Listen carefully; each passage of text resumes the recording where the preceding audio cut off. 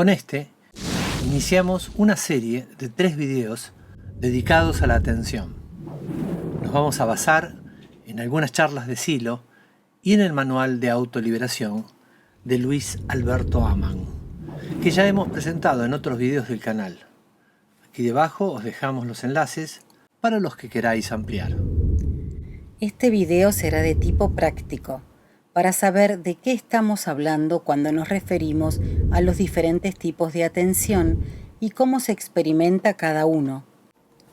En el segundo video hablaremos de cómo se puede incorporar la atención en la vida cotidiana. Y el tercero lo dedicaremos a cuestiones más de fondo, como el sentido de estar más atenta en la vida y qué posibilidades tiene. Partimos de la atención simple, que es la que se da normalmente. Nuestra atención es requerida por diferentes estímulos. Por ejemplo, decimos, eso me ha llamado la atención.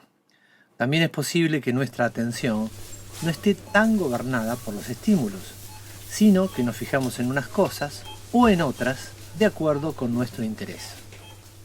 Por ejemplo, cuando estamos buscando algo, te da hambre y buscas algo para comer. O no encuentras las llaves y vas recorriendo con la mirada posibles lugares en los que pueden estar. Este tipo de atención tiene más intención que la primera, pero en ambos casos es mecánica, porque no hemos revisado ni elegido los intereses que nos guían. Es algo que funciona automáticamente. Hay tareas que reclaman nuestra atención porque estamos aprendiendo, son muy difíciles o son arriesgadas y la situación nos obliga a atender sí o sí. Si aprendemos a tocar un instrumento o tratamos de hacer una tarea muy delicada o caminamos sobre un cable en el vacío, necesariamente tendremos que atender para ser eficaces o no morir en el intento. Pero terminadas o aprendidas este tipo de tareas y por lo general, no necesitamos atender, porque lo que hacemos cotidianamente lo tenemos mecanizado. Podemos hacerlo sin pensar, ni atender, ni nada. Así que hasta ahora hemos visto la atención simple, natural o mecánica. Pero ahora consideramos que nosotros podemos poner intención en atender. A partir de ahora te animo a que vayas tratando de experimentar lo que vamos sugiriendo. Entonces, te propongo que trates de atender a lo que digo sin pensar en ninguna otra cosa fuera de este tema.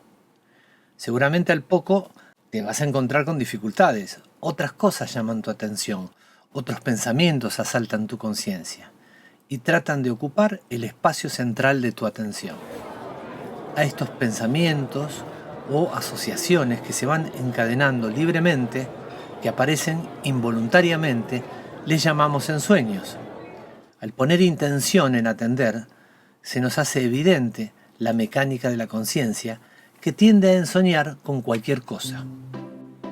Pero si estamos tratando de atender, aquí ya se da un cambio importante. Ya no es un estímulo o una tarea que requiere mecánicamente nuestra atención, sino que estamos poniendo intención en atender. Es una decisión independientemente de la situación o los estímulos que se den. A esto lo llamamos atención dirigida.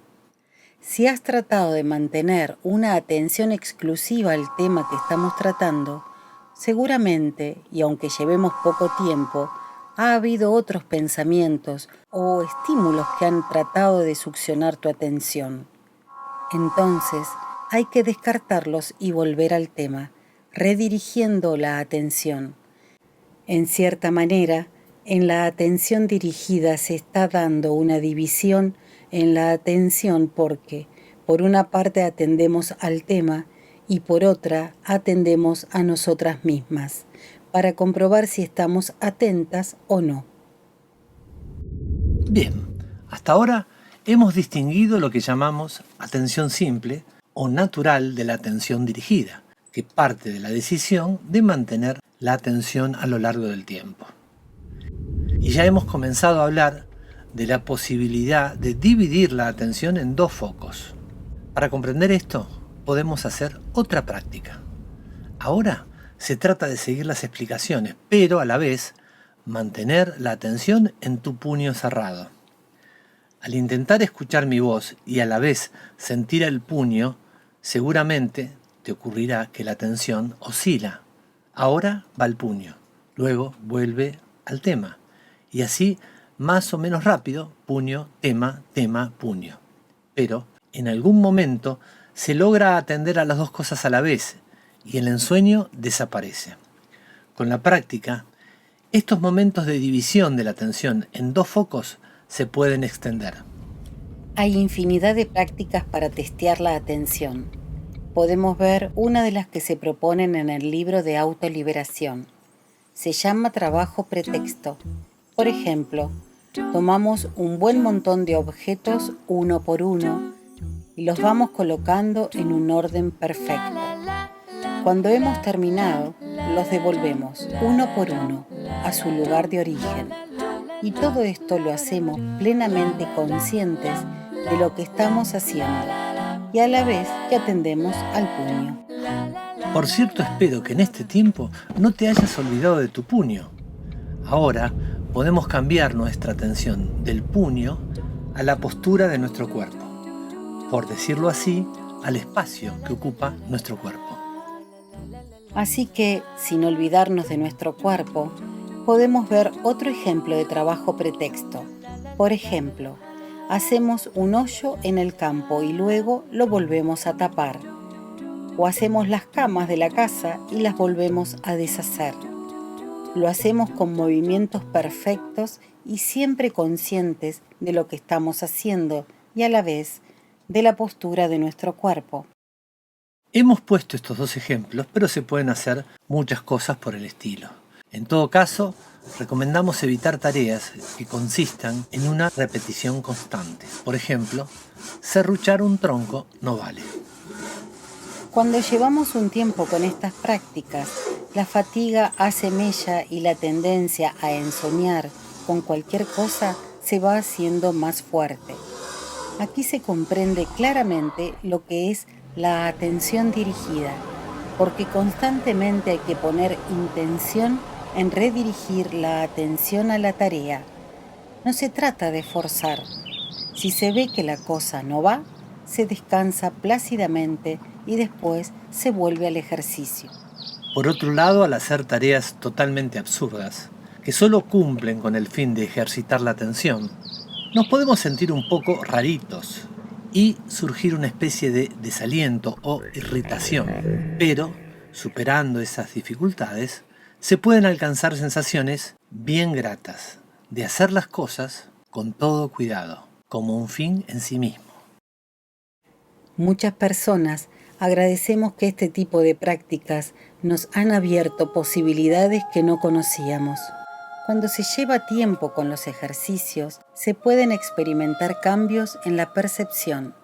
Se percibe con más transparencia, los objetos toman vigencia, los colores son más vivos y los límites más claros. El espacio gana en profundidad y el instante presente parece ensancharse. Las actividades cotidianas se pueden convertir en trabajos pretextos útiles para el desarrollo de la atención. Y con esto acabamos el primer video dedicado a la práctica de los diferentes tipos de atención. En el siguiente vamos a ver cómo se puede incorporar la atención en la vida cotidiana, qué es la conciencia de sí y cómo ganar en criterio propio a partir del ejercicio de la atención.